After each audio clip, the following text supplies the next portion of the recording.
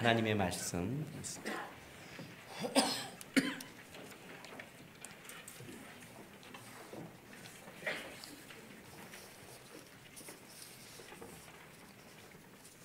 오늘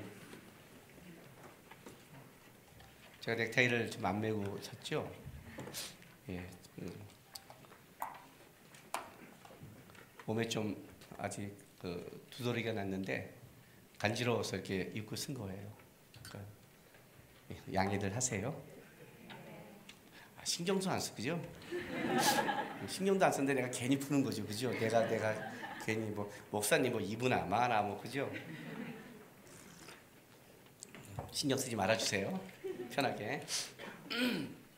하나님의 말씀 요한복음 4장 15절에서 26절까지 말씀 한 절씩 교독하겠습니다. 여자가 이르되 주여 그런 물을 내게 주사 목마르지도 않고 또 여기 물 길러 오지도 않게 하옵소서. 여자가 대답하여 이르되 나는 남편이 없나이다. 예수께서 이르시되 내가 남편이 없다 하는 말이 옳도다.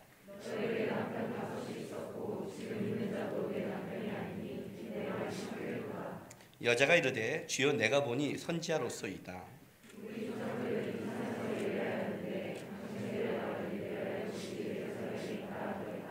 예수께서 이르시되 여자여 내 말을 믿으라. 이 산에서도 말고 예루살렘에서도 말고 너희가 아버지께 예배할 때가 이르리라.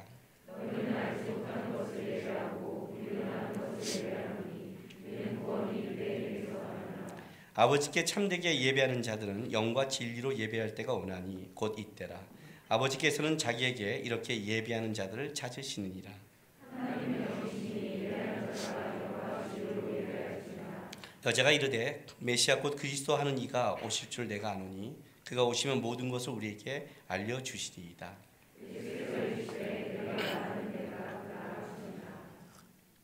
아멘. 예수님께서 지금 유대에서 사마리아를 지나가면서 수가성에 있는 사마리아 여인을 만나 지금 대화하는 장면을 이제 우리가 지금 보고 있는 겁니다. 그런데 여러분 이제 좀 성경을 이렇게 좀 읽어 보시면 오늘 지금 제가 읽은 이 본문은 굉장히 중요한 본문이죠. 하나님께 예배하는 자는 영과 진리로 예배할지라라고 굉장히 중요한 본문입니다. 근데 여러분 요 말씀만 딱 보지 마시고 예수님이 이 말씀을 하는 그 여인과 예수님을 좀 이렇게 생각해 보시면 이게 굉장히 언밸런스입니다. 맞지 않는 겁니다. 하나님께 예배한다고 얘기하는 것은 랍비나 제사장한테 얘기 옳은 겁니다. 제가 예배를 가르치는데 예배를 가르친다면 목사들이나 전도사나 좀 예배 인도자에게 가르치는 게 맞지. 지금 이 사마리아 여인은 지금 어떤 여인이냐면 유대인들은 사마리아 사람들을 이방인 취급을 했어요. 이방인 중에서 개 취급을 했단 말이죠. 근데 그 이방인 취급을 받는 그 사마리아 사람 중에서도 이 여인은 어떤 여자냐면 창기 취급을 받는 창녀 취급을 받는 여자예요. 아까 우리의 질문 속에 예수님이 남편을 데려오라 그랬는데 없습니다 했더니 그래.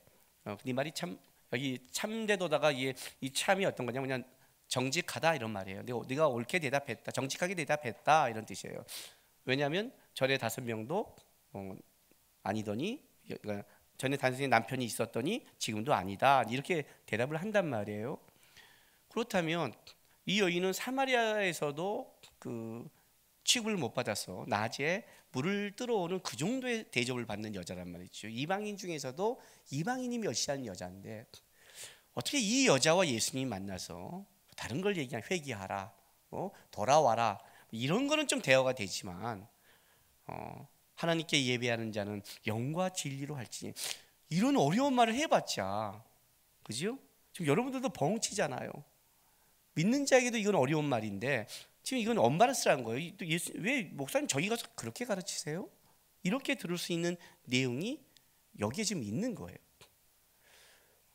그러니까 이제 이거를 우리가 오늘 요 얘기가 참 어려운 대답인데 요거를 그냥 요 액면을 보면 안 되고 요한복음 4장을 이해하려면 전체적으로 어떻게 이해하셔야 되냐면, 예수님께서 가나의 혼인잔치와 성전 정결, 니고데모의 대화, 그리고 세례 요한이 이제 그는 흥해야 되고 나는 쇠해야 되는 이 고백, 그 이후에 이제 떠나시는 거거든요.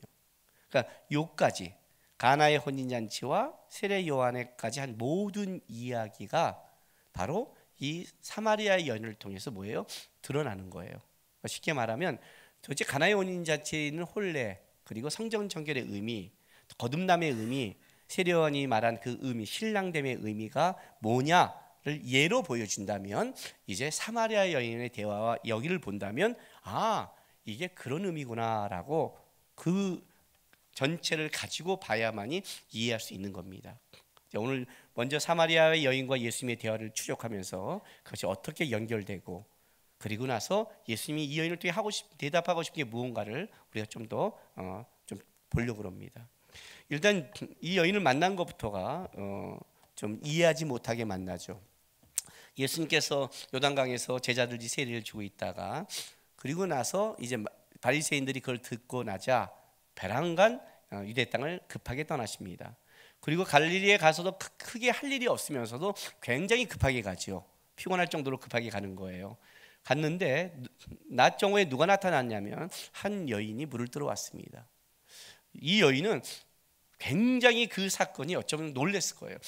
왜냐하면 사람이 오지 않는 시간이거든요. 절대로 낮 12시는 오지 않는 시간이라, 물을 들어 오지 않는 시간이에요. 근데 거기 유대 랍비가 있다는 것은, 예수님은 이 여인을 만나러 갔지만 이 여인 입장에서는 굉장히 재수가 없는 거죠. 여러분, 사람 피해 갔는데 누가 있으면 그렇지 않겠어요? 그렇지 않아요? 제가 어저께 그 집에서 이제 주차를 하는데, 우리 쪽 이사간 쪽이 주차하기 너무 힘들어서 조금만 늦게 가면 그냥 통로에 대요. 통로에 대는데 좀 늦게 나가면 그 경고란 게 붙어 있잖아요. 근데 토요일 날 내가 깜빡해서 보니까 통로에 됐는데 12시가 넘은 거예요. 아이고, 큰일 났다 하고 내려가려는데 순간 고민을 했어요. 그냥 집에서 있던, 그냥 알죠, 그 수면 꽃무늬 바지, 꽃무늬는 아니고 별무늬, 여기에다 그냥 걸치고 아무도 없으니까 후딱 내려가서 빨리 하고 올라갈까, 옷을 갈아입기가 귀찮으니까 고민하다가 갈아입고 내려갔어요. 근데 아무도 없는 거예요. 후회했잖아요. 이렇게 안 만들 줄 알았다면. 근데 만약 내가 입고 갔는데 누가 딱 탔다고 생각해 보세요. 아이씨, 이럴 거 아니에요. 이 여인이 그런 입장이란 말이죠. 다 사람을 피해 왔는데 랍비가 있고 또 제자가 있으니, 이거 굉장히, 왜냐하면 사마리아 사람도 자기를 멸시하는데, 유대인인데 얼마나 멸시를 당하겠어요. 진짜 빨리 물을 뜨고 갈 그 생각밖에 없는 여인한테 뭐가 되냐면 물을 달라는 거예요. 이게 첫 번째 쇼킹한 문제죠. 아니, 사마리아도 상종하지 않는 사람들 저한테 물을 달라 하십니까? 라고 물에 대한 주제가 시작됐어요. 예수님이 뭐라고 말하냐면, 너가 내가 누구인 줄 알았다면 네가 나한테 물을 달랬을 거야. 내가 주면 목마르지 않아. 이렇게 된 거예요. 이 여인이, 당신이 야곱보다 커요? 이제 이렇게 된 거죠. 왜냐하면 이 야곱이라는 건 굉장히 중요한 건데, 여기서 이 물이 야곱이 줬다는 것은 단순하게 우물을 주고 물을 먹었다는 의미가 아니에요. 야곱이 준 이 물이라는 것은, 광야의 물은 단순히 목마름을 해결하는 게 아니라 생명과 직결되어 있어요. 이제 지금 생명에 대한 얘기를 하고 있는 거예요. 우리가 이 야곱이 준 물로 말미암아 나뿐만 아니라 우리 조상들이 어떻게 생명을 얻어왔습니다. 근데 당신이 야곱보다 큽니까? 예수님의 말로 영생을 주잖아요. 지금 영생과 연결된 단어이란 뜻이라군요. 지금 생명을 얘기하는 거예요. 네가, 그리고 이제 예수님께서 얘기를 시작하는 거죠. 내가 주는 물은 영원히 목마르지 않을 거다. 여인이 귀가 번쩍 띄었어요. 왜냐하면 사람들 때문에 이 갈증을 갖고 맨날 왔는데 이 물을 먹는다면 이제 나올 필요가 없잖아요. 그래서 그 물을 내게 주십시오 해서 물 얘기가 나왔는데, 베란간 예수님이 내 남편을 데려오래요. 물과 남편이 도대체 무슨 연관이 있겠어요? 얘기가 확 전환됐죠. 남편으로 전환된 거예요. 남편을 데려와라 그런 거예요. 이 여인이 당황했을 거예요. 왜냐하면 이 여인에게 있어 가장 지금 심각하게 문제가 이 문제거든요. 그러니까 난 남편이 없습니다 그래요. 예수님께서 맞다. 전에 너가 남편이 5명 있었지만 지금은 아니다 그래요. 그러면 이 여인은 지금 몇 번째 남자예요? 6번째 남자예요. 6번째 남자예요. 남편으로 확 진행됐어요. 깜짝 놀라서 당신은 선지자님이라고 얘기가 바뀌었어요. 자, 물에서 남편으로 갔다가 선지자로 얘기가 지금 바뀌어가고 있는 거예요. 그런데 가나의 혼인잔치가 지금 무슨 얘기냐면 혼인잔치 얘기죠. 혼인잔치 얘기가 가나의 잔치예요. 그 혼인잔치는 중에 포도주가 모자름을 말미암아 혼인잔치가 망가지게 된 거죠. 이 땅의 혼인잔치가 망가진 거예요. 그걸 예수님께서 혼인잔치를 완성시키죠. 그리고 이 혼인잔치는 요한계시록에 보면 어린 양의 혼인잔치와 연결되는 거예요. 혼인잔치의 가장 중요한 것은 신랑과 신부죠. 세례 요한이 이런 말 했죠. 신랑이 신부를 취하는데 나는 그 옆에서 기뻐한다 그러죠. 지금 세례 요한은 신랑으로 갔단 말이에요. 이게 지금 묶여 있는 거예요. 전부 다 이게 복선이 묶여 있는 거예요. 그러니까 이 여인은 지금 남편이 없다, 남자가 없다, 이걸 더 깊게 넘어선 삶을 살아가고 있어요. 생각해 보세요, 여러분. 남자가 6번째까지 왔다면 이 여인은 과연 남자에 대한 믿음이 있을까요? 남편에 대한 믿음이 있을까요? 그렇지 않겠어요? 이 정도 바뀌어 왔다면, 아마 이제 이 마지막이 그 여인이 한 삶에 어떤 것을 드러내고 있는 거예요. 오늘 예수님의 이 말 4장 한번 보세요. 17, 18절. 여자가 대답해 이르되 나는 남편이 없나이다. 예수께서 이르시되 내가 남편이 하는 말은 옳도다. 너에게 남편 5이 있었고 지금 있는 자도 내 남편이 아니니 내 말이 참되도다. 이렇게 말을 해요. 그 유대인들은 일부 다처제를 가지고 있었기 때문에 그러니까 아내를 여럿이 두는 게 당시에는 죄가 아니었어요. 이게 무슨 말이냐면 첩과 내연녀는 다른 거예요. 첩은 아내로 인정을 받아요. 지금 이 여인한테 너가 그냥 남편이 5이 있었다는 말은 이 여자는 아마 그러니까 결혼도 했고 뭐 첩이든 뭐 본처이든 어쨌든 남편이라는 존재가 분명히 있었을 거예요. 그런데 그게 계속 바뀐 거죠. 그리고 지금은 어떻게 돼요? 지금 만약 6번째는 이거는 그냥 남편이 아닌 거예요. 정식 결혼도 그러니까 첩도 아니고 아무것도 아닌 거죠. 근데 이 여인에게는 이것이 별로 중요하지 않아요. 왜요? 왜 그럴까요? 6명이나 바뀌었는데 뭘 의지할 게 있어요? 이 여인의 삶을 얘기하는 거죠. 갈증이 있고 방황하고 있고 어디에 의지하지 못하고 누구와 함께 가지 못하는 삶. 남편이랑은 단순히 배우자가 있다는 말이 아니죠. 부부라는 것은 그 사람과 내가 평생 인생을 같이 가겠다는 거죠.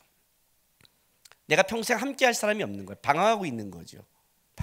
이 여인의 인생이에요. 너 남편을 데려와라. 이 말은 단순한 게 아니에요. 단순하게 너가 많이 있지라는 말이 아니라 너는 누구와 함께 가니? 라고 묻고 있는 거예요. 이 여인은 없습니다. 이런 대답을 하는 거예요. 지금요. 없습니다. 예수님은 가나의 혼인잔치를 통해서 이 다음에 혼인잔치, 그분이 직접 신랑이 되실 것이며 그분이 평생 같이 가실 것이며 그분이 완성시키실 것이에요. 묻는 거예요. 놀라는 거죠. 자기의 그 핵심을 보니까 당신은 선지자입니다 라고 얘기를 해요. 여인이 좀 바뀌었어요. 선지자까지는 어디까지 발전이 됐냐면 마태복음 16장 14절 보세요. 마태복음 16장 14절.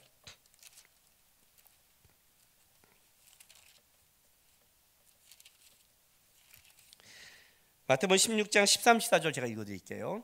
예수께서 빌립보 가이사랴 지방에 이르러 제자들에게 물어 이르시되 사람들이 인자를 누구라 하느냐. 이르되 더러는 세례 요한, 더러는 엘리야, 어떤 이는 에레미야나 선지자 중에 하나라 하더이다. 그리고 이제 너희는 날 누구라 하냐 이렇게 하는 거예요. 예수님께서 오병이의 기적을 다 일으킨 후에 사람들의 반응이 있죠. 그 기적을 맛보자 저분은 선지자 중에 하나이다. 니고데모가 이런 대답을 했죠.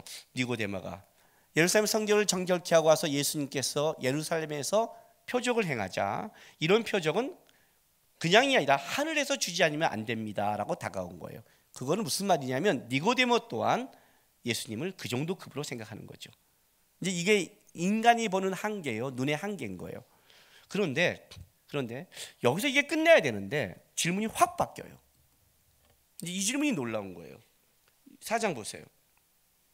19절에서까지는 여자가 이르되 주여 내가 보니 선지자로소이다. 여기까지는 좀 달라졌는데 20절에 갔더니 우리 조상들은 이 산에서 예배하는데 당신들은 말은 예배할 곳이 예루살렘에 있다 하더이다 라고 해서 이 여인이 뭘 질문하냐면 어디서 예배해야 됩니까? 라고 질문하는 거예요. 아, 이거는 진짜 니고데모보다도 나아요. 이건 진짜 놀라운 질문이에요. 놀라운, 어디서 예배해야 됩니까? 왜 이제 이 질문이 나왔냐면 여기서 여기라고 한 이 산은 그린심산을 얘기해요. 그린심산은 어떤 산이냐면 여호수아가 가나안 땅에 진군할 때 모세가 신명기에 어떤 거를 얘기하냐면 너희가 가나안 땅에 들어가면 6지파를 그리심산에 세우고 거기서 축복을 선포하고 에발산에 6지파를 세워서 거기서 저주를 선포하라고 그래요. 그래서 그리심산은 축복의 산이에요.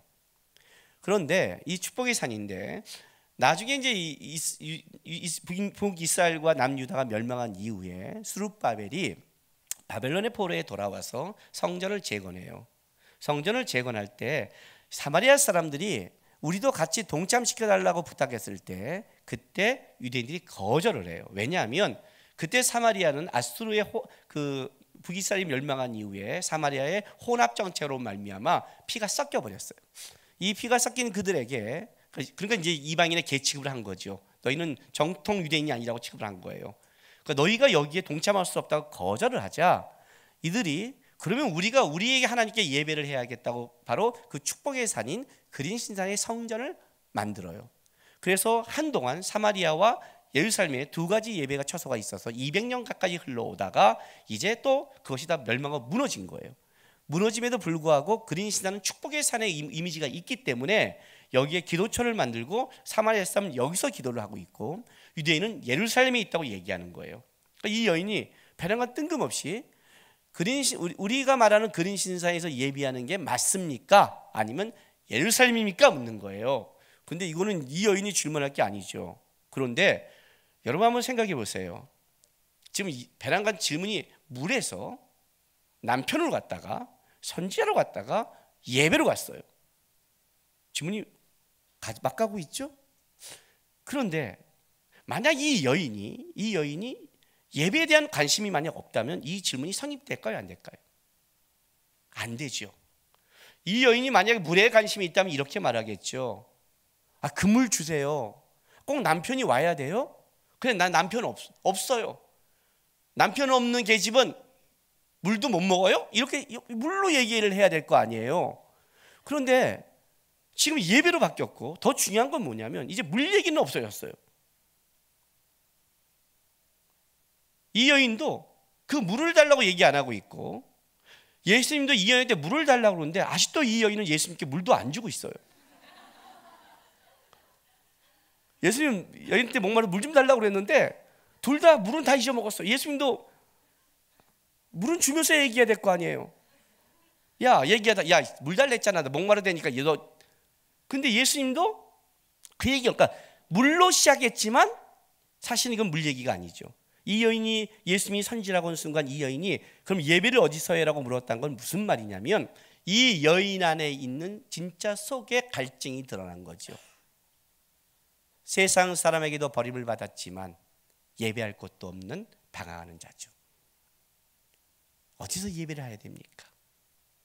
자기가 진짜 선지자라면, 자기를 찾아와서 묻는다면 그가 묻고 싶은 걸 묻는 거예요. 그런데 예수님이 이런 대답을 하세요. 4장 21절 예수께서 이르시되 여자여 내 말을 믿으라. 내 말을 믿으라. 이 산에서도 말고 예루살렘에서도 말고 너희가 아버지께 예배할 때가 이르리라. 이렇게 말을 하는데 보세요. 여자여 내 말을 믿으라. 원어에는 말이라는 게 없어요. 이렇게 나와요. 여자여 나를 믿으라. 이거예요. 나예요. 이게 더 정확해요. 왜냐하면 좀 이따 이제 이 결론이 어떻게 내냐면 26절에 너가 말하는 내가 그라예요. 내가 그다. 지금 이거 초점이 말이 아니라 예수님께 초점이 되어 있는 거예요. 나를 믿어라. 이 산에서 말고 그린 신산도 아니고 예루살렘도 아니다. 너희가 아버지께 예배할 때가 이르리라. 그리고 때가 이르는 거예요. 그리고 나서 23절에 보세요. 아버지께 참되게 예배하는 자는 영과 진리로 예배할 때가 오나니. 자, 때가 이르고 때가 오나니. 그 다음에 뭐예요? 곧 이때라. 지금 때가 이렇게 진행되고 있죠. 그런데 때 하면 생각나는 거 없으세요? 이때 말고 요한복음 2장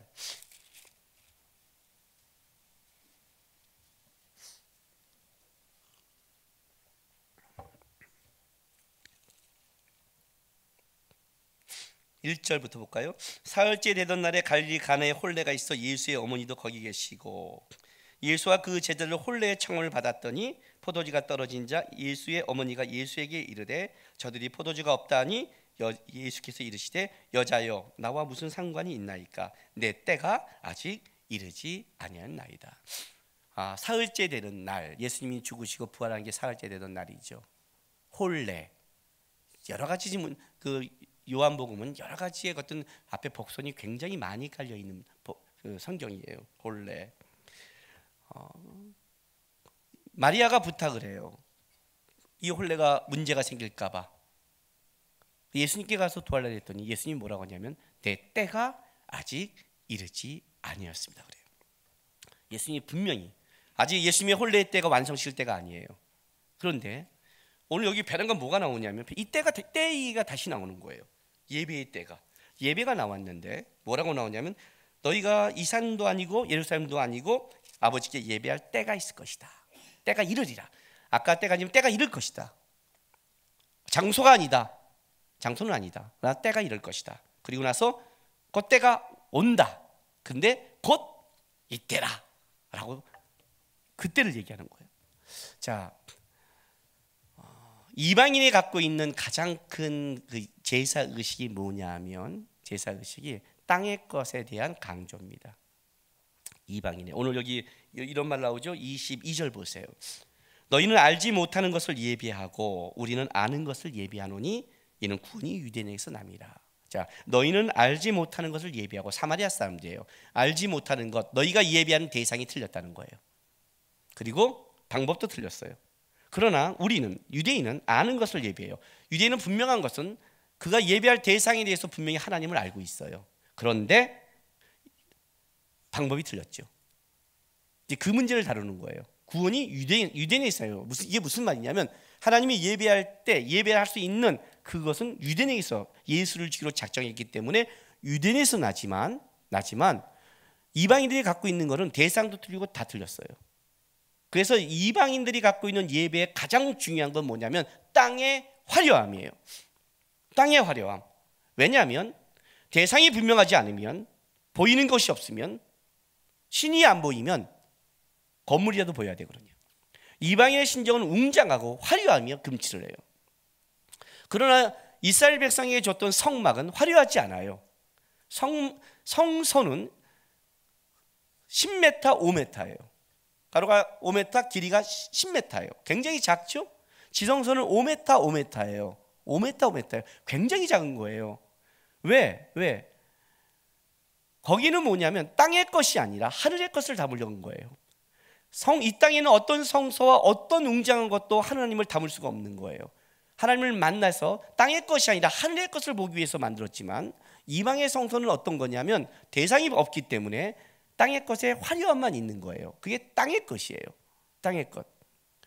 그 땅의 것을 보여주고 나서 이제 너희가 예배할 때가 오는데 그 땅의 것으로 안 되는 거예요. 이것도 아니고 저것도 아니에요. 그게 땅의 것이에요. 땅은 공간에 얽매여 있거든요.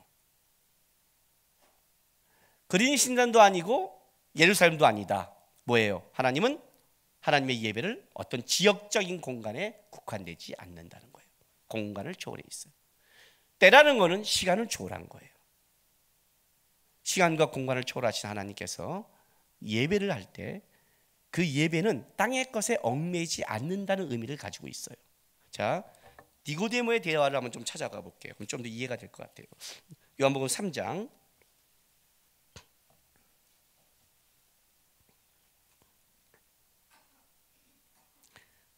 보세요. 3절부터 보세요. 예수께서 대답이 이르시되 진실로 진실로 내게 이르노니 사람이 거듭나지 않으면 하나님의 나라를 볼 수 없느니라. 니고데모가 이르되 사람이 늙으면 어떻게 날 수 있사옵나이까? 두 번째 모태로 들어갔다가 날 수 있사옵나이까? 예수께서 대답하시되 진실로 진실로 내게 이르노니 사람이 물과 성령으로 나지 아니하면 하나님의 나라가 들어갈 수 없느니라. 육으로 난 것은 육이요 영으로 난 건 영이니 내가 내게 거듭나야 하겠다는 말을 놀랍게 여기지 말라. 바람이 이물어 볼 때 내가 그 소리는 들어도 어디서 와서 어디로 가는지 알지 못하느니 성령 난 사람도 다 그러하니라. 니고데모가 대답하여 이르되 어찌 그러한 일이 있을 수 있나이까? 예수께서 그에게 이르시되 대답하여 이르시되 너는 이스라엘의 선생으로서 이러한 걸 알지 못하느냐? 진실로 진실로 내게 이르노니 우리는 아는 것을 말하고 본 것을 증언하노라.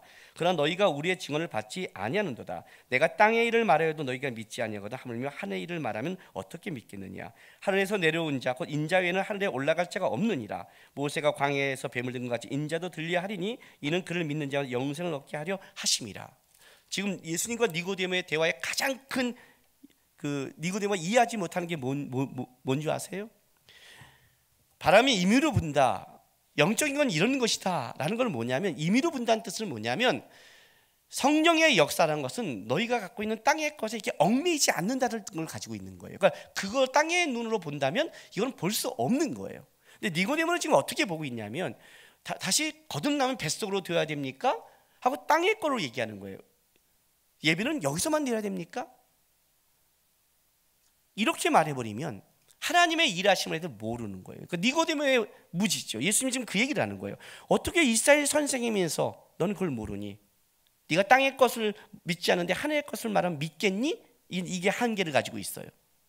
근데 놀랍게 이 여인에게는 예수님께서 니고데모보다 더 깊은 대화를 하세요. 이 여인이 이렇게 말한다면 이렇게 말하죠.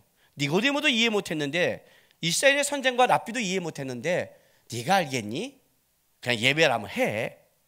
이렇게 말해야 되는데 예수님이 곧 이때라 하시면서 보세요. 아버지께서는 자기에게 이렇게 예배한 자를 찾으시니라 라고 그래요. 찾으시니라. 그리고 하나님은 영이시니 예배하는 자가 영과 진리로 예배할지라 그래요. 자, 여러분과 제가 묻고 싶은 게 이거예요. 오늘 예수님께서 니고데모에게도 얘기하지 않는 것을 이 여인에게 얘기를 해줘요. 니고데모에게도 얘기하지 않는 것을. 니고데모에게는 너가 땅의 것도 믿지 않은데, 야, 내가 하늘의 것을 말하면 네가 믿겠냐? 성령의 역사심이 임의로 불고 역사한 걸 네가 아냐? 이스라엘 선대 모르냐? 이렇게 지나갔던 건데, 이 여인한테는 지금이 이때라고 말하면서 하나님은 영이시니 예배하는 자는 영과 진리로 예배하래요. 이 여인한테는 방법을 갖춰줘요. 일단 영과 진리로 예배하는 게 뭘까요? 여러분 지금 예배 드리죠? 예배는 어떻게 드려야 돼요? 영과 진리로 드려야 되죠. 그럼 여러분 지금 영과 진리로 드려야 예배가 되는 거죠. 그렇죠? 대답을 아니로 작정을 하셨어요? 요즘 영과 진리로 예배 드리시나요? 근데 왜 영과 진리냐? 이것부터 짚고 넘어갈게요. 하나님이 영이기 때문에 그래요. 하나님이 영이기 때문에 우리의 예배가 땅의 것으로 안 돼요. 자, 이사야서 1장.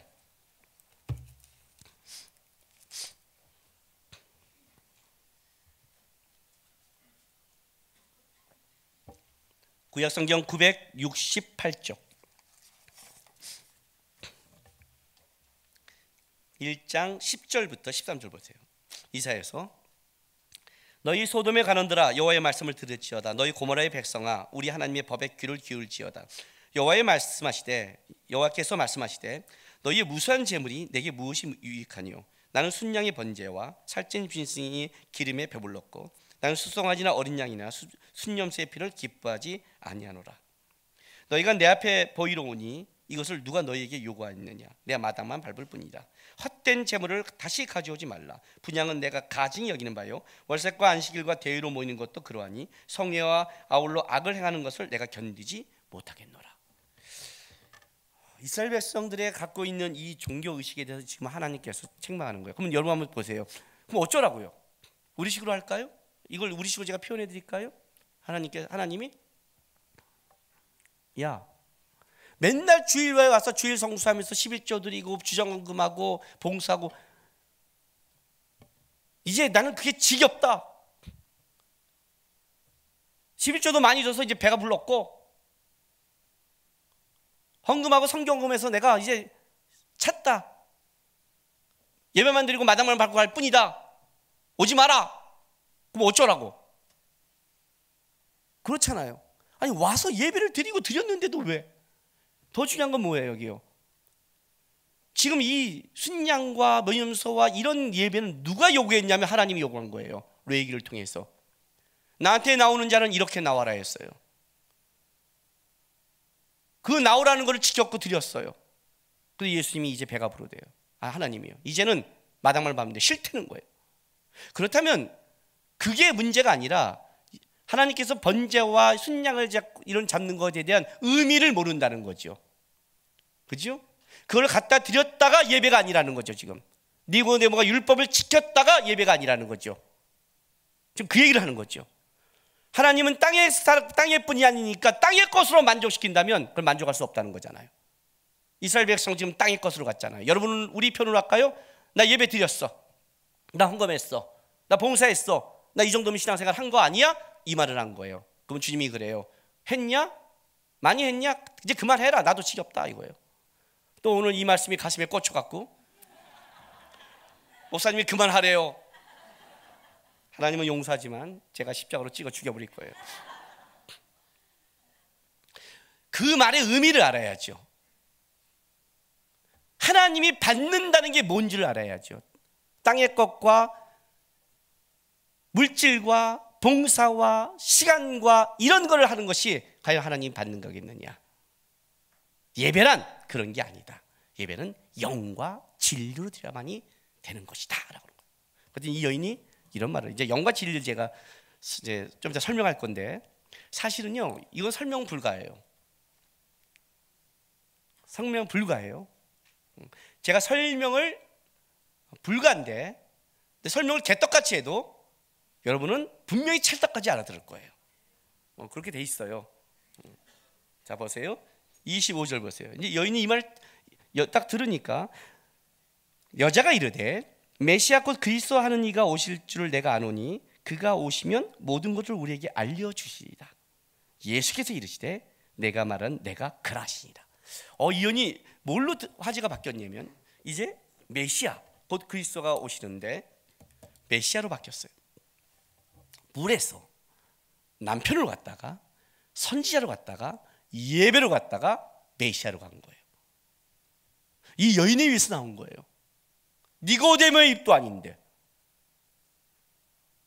니고데모야말로 유대인이야말로 메시아를 기다린 자들인데 그죠?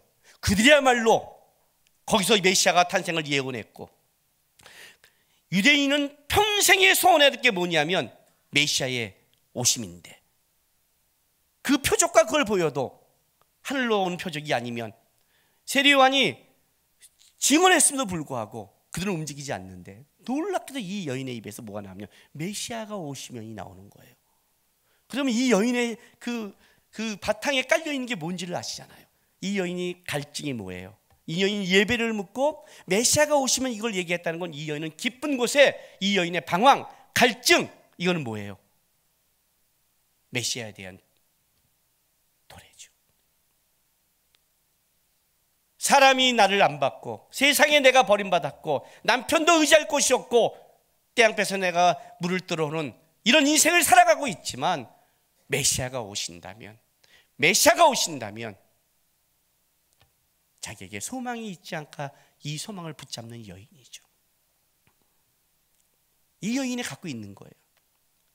이 여인을 예수님이 찾아간 거예요. 니고데모가 예수를 찾아왔지만 예수님은 책망했어요. 그러나 예수님이 첫 번째 찾아간 여인은 바로 이 여인이에요. 모두가 버림받은 사마리아 땅에서 버림받은 여인. 그러나 이 여인은 단순히 버림받았다, 그 사람 속에 들어가지 못했다, 먹고 사는데 힘들다가 아니라 그 속에 뭐냐면 하루하루의 삶 속에 소망이 없는, 이 소망은 메시아가 오신다면 되겠지 않은 그 소망을 가진 여인이에요. 그 여인한테 예수님이 이렇게 말해요. 내가 크다라고 말해줘요. 이제 그 이후의 본문을 알겠지만 이 여인은 예수님의 복음을 전하는 첫 번째 사람으로 뛰어나가기 시작해요. 사마리아 땅을 향해서.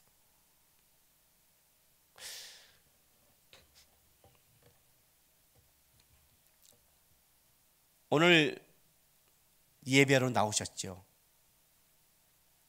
여러분이 예배할 마음이 있어서 나오던, 습관적으로 나오던, 어떻게 나오던 한 가지 분명한 사실은 뭐냐면 아침에 하나님이 여러분의 눈을 띄워서 이 자리에 나온 거죠. 그렇죠? 아침에 눈을 뜨는 게 두려워본 적 있으세요? 하루를 살아가는 게 지겨워본 적 있으세요? 차라리 죽었으면 하는 적 있으세요? 나는 끔찍하게 내 인생이 이렇게 갈 바에는 빨리 천국 가는 게 복이라고 생각하고 살았어요. 그래서 잘 때 이렇게 기도했어요. 하나님, 잠들었을 때 내가 내일 아침에 눈을 떴을 때 그것이 내가 주님 얼굴이면 좋겠습니다 라고 했어요. 근데 눈을 떴더니 얼굴이 아니라 냉방이에요. 혹독한. 그러면 그 눈을 뜨는 그 하루가 어떤 줄 알아요? 냉방에서 눈을 떠봤어요? 하루가 아니라 몇 년씩 해보셨어요? 누가 겨울이 좋다고 그래요? 나는 겨울이 제일 좋아. 난 그 사람과 절대 안 친할 거예요. 난 겨울이 끔찍해요. 가난한 자의 겨울은 끔찍해요.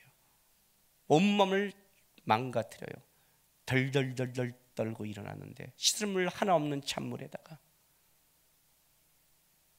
밥이 없어서 먹는 물이 냉수를 먹으면 온몸이 덜덜덜덜 떨려요. 그 눈 뜨는 하루를 축복이라고 말할 수 있을 것 같아요. 근데 왜 살아요? 아침에 눈을 깨우니까 사는 거예요.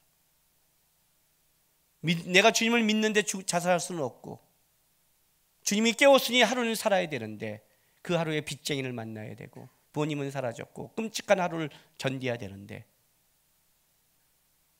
소망이 있을까요? 나는 이 여인이 아침에 눈을 뜰 때마다 소망이 없다고 생각해요. 누구를 믿을 수 있을까요? 남자가 6명 바뀌었어요. 뭘 믿을까요? 창녀취급을 받아요. 사마리아 사람을 못 만나요. 예배를 어디서 드릴까요? 묻는 거는 그의 예배 자리도 못 나가요. 이 여인은 끔찍한 인생을 살아가는 거예요. 물을 뜨르고 뜨거운 낮에 간다는 것은 한겨울, 우리나라로 치말할게요. 영하 20 몇 도에 아무도 안 나오는 개울가에 물을 뜨러 가는 여인이에요. 그냥 개울가에 물을 뜨러 가 만나면 사람이 안 되니까 이치에는 아무도 안 나겠지 하고 손이 올고려두고 그때 물을 뜨고 나가는 그 여인의 삶이 이거예요. 모두들 못 만나요. 갈증이 있죠. 땅의 것을 생각하고 사니까 이런 생각하고 살았겠죠. 이렇게 안 뜨는 집에 물이 있으면 얼마나 좋을까. 예수님을 만났어요. 그런 물을 준대요. 주세요 그랬어요. 배랑간 남편 얘기를 해요. 놀란 거예요. 자기 인생을 얘기한 거예요. 인생을. 지금 너가 남편의 문제가 아니라 방황하고 있고 정착하지 못하고 있고 그에 살아간 네 인생을 얘기하는 거예요. 그 연이 선지자십니다 그래요. 그리고 나온 거 선지자라고 하니까 그 연이 갖고 있는 궁금증이 나온 거예요. 어디서 예배해야 됩니까? 영과 진리로 예배한다. 메시아가 오시면 그렇습니다. 내가 크다. 지금 그 얘기가 나오는 거예요. 예수님이 왜 이 여인한테 그걸 밝혔을까요? 야, 이거 대단해요. 예수님이 내가 그다고 이렇게 솔직하고 진실되게 밝히는 게 너무 많지 않아요. 근데 이 여인에게 밝히는 거예요. 왜? 예수님은 영과 진리로 예배할 자를 하나님은 찾는데 예수님이 찾아오신 거예요. 다른 말로 할게요. 이 여인은 그렇게 예배하고 싶은 소망이 있는 여자죠. 그렇죠. 그 여인을 찾아온 거예요. 영과 진리가 뭘까요? 영은 이체처 다 찾아보세요. 그냥요. 성령을 얘기해요. 진리는 뭘까요? 예수님이죠. 요한복음 14장 6절 한번 볼까요?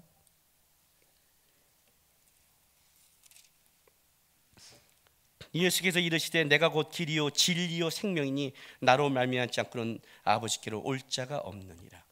이 여인에게 해준 말 아닌가요?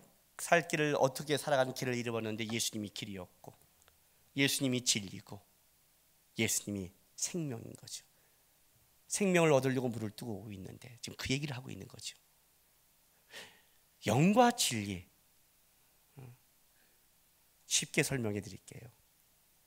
내가 개떡같이 말하면 찰떡같이 알아둘 수 있다고 그랬죠. 왜 그런지 설명할게요.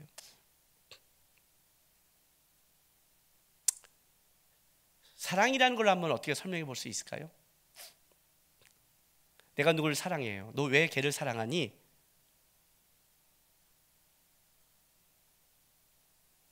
왜 내가 사랑하냐고? 멋지잖아. 그러면 뭐도 없어지면 헤어질 거예요? 키가 크잖아. 그러다 교통사고 다리가 부러지면 헤어질 거예요? 내가 누굴 진짜 사랑한다고 할 때요, 너 왜 사랑하니? 그럴 때 그 사랑을 설명하면 설명할수록 내 사랑의 가치가 떨어져요. 원래 사랑은 그런 거예요. 왜냐하면 사랑한다는 걸 깊게 들어간 거는 조건을 따지지 않아요.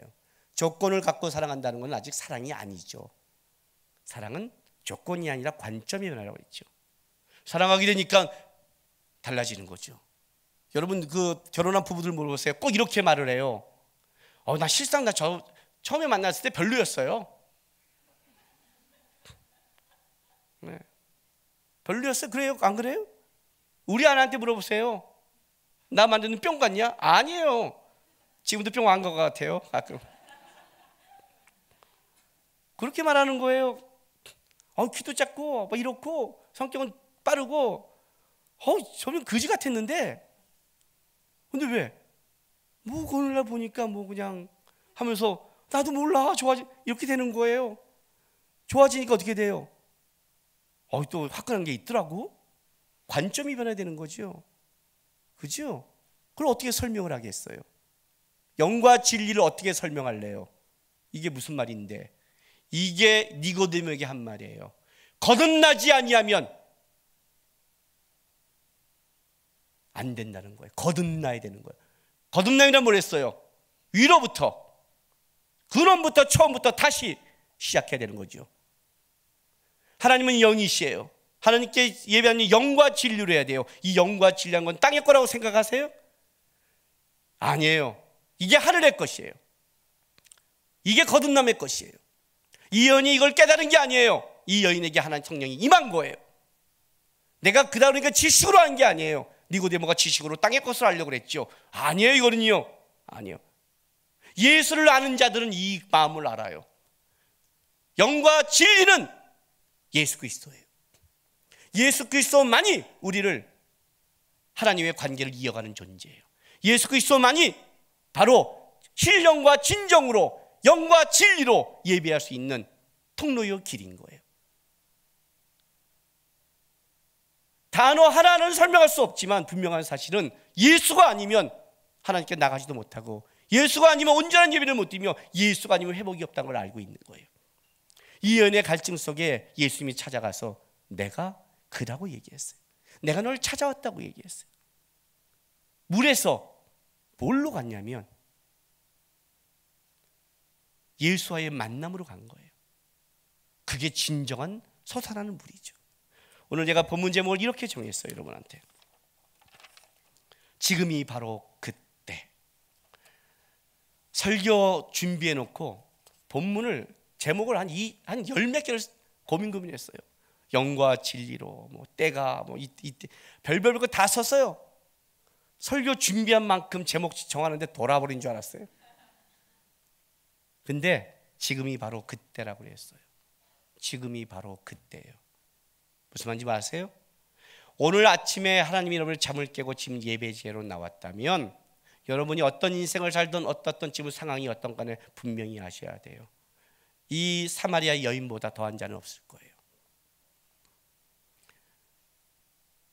남편 7분이 있는 분이 계세요? 사람들에게 다 창녀 취급받아서 사람 있는 자리에 못 나오는 분이 있으세요? 끔찍한 방황하는 인생, 소망이 없는 인생, 의지할 곳이 없는 인생, 함께 갈 자가 없는 인생, 예배를 해도 어떻게 될지 모르는 그 인생 속에 예수님이 이 사마리아 땅까지 태양볕까지 찾아오신 거예요. 이렇게 말하는 거죠. 누군들 못 찾아가겠느냐는 거죠. 그리고 내가 간 그곳이 그때가 예배할 곳이다. 예루살렘이냐 그리스도냐 사람이 정해놓은 경건과 거룩이 아니라, 예배는 그렇게 하는 게 아니다, 보이는 걸로 하는 게 아니다, 그건 마땅함을 받는 거다. 그것이 예배가 아니다. 예배란 영적인 것이다. 하나님이 받아야 되는 것이다. 하나님이 받으면 영과 진리가 있어야 하는데 너희 안에 그건 있지 않다. 내가 곧 길이요 진리요 생명이다. 내가 너를 찾아왔다. 여러분 지금 이 순간이 하나님 예수 앞에 있다면 하나님을 만날 수 있고 하나님 앞에 영과 진리로 갈 수 있고 이 여인처럼 회복할 수 있는 유일한 시간이 되는 거예요. 니고데모처럼 땅의 것과 세상 것으로 생각하고 지식으로 돌아간다면 여러분은 그 정도 의문을 갈 거예요. 신앙이란 예수를 의지하는 싸움이에요. 세상이 지금 어떠네요. 어떻게 될지 모르겠어요. 물론 우리는 세상을 향해서 진리를 외쳐야 되고 세상을 향해서 살아가야 되며 이 사마리아처럼 뛰어나가서 우리가 땅의 것을 붙잡지 않는 것을 보여줘야 돼요. 진정으로 땅의 것을 붙잡지 않으려면 예수를 붙잡지 않고는 안 돼요. 알았어요? 촛불이 지금 여의도로 향한다고 그러잖아요. 맞는 말이에요.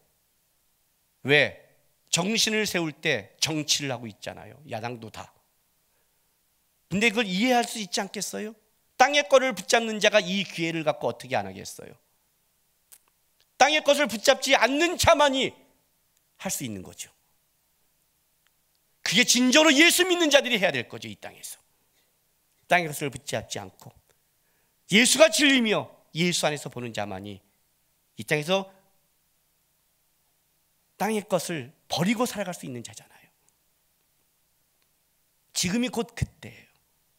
여러분이 눈을 뜨는 그 아침이 그때고 내가 살아가는 순간순간이 그때예요.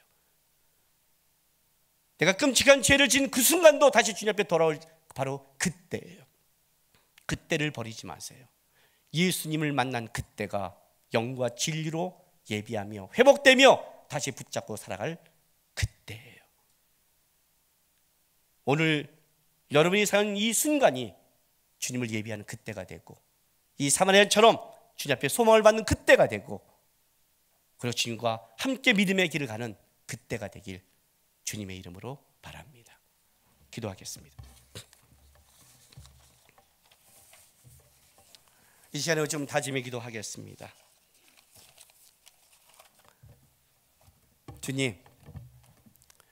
주님 부르실 그날까지 나에게 주어진 삶을 살아갑니다. 예비하고 사람을 만나고 수많은 문제를 같이 겪어가겠지만 땅의 것에 대한 시야와 마음으로 가지 않게 도와주십시오. 언제나 나를 찾아오시고 나와 함께 하시는 진정한 남편 되신 내가 우리 주님 바라보면서 영과 진리로 예비하고 영과 진리로 살아가고 영과 진리의 모습을 드러내는 믿음의 삶을 살기를 소망합니다라고 우리 이 시간 다 같이 다짐하며 나가겠습니다. 기도하겠습니다. 아버지 하나님, 오늘도 우리를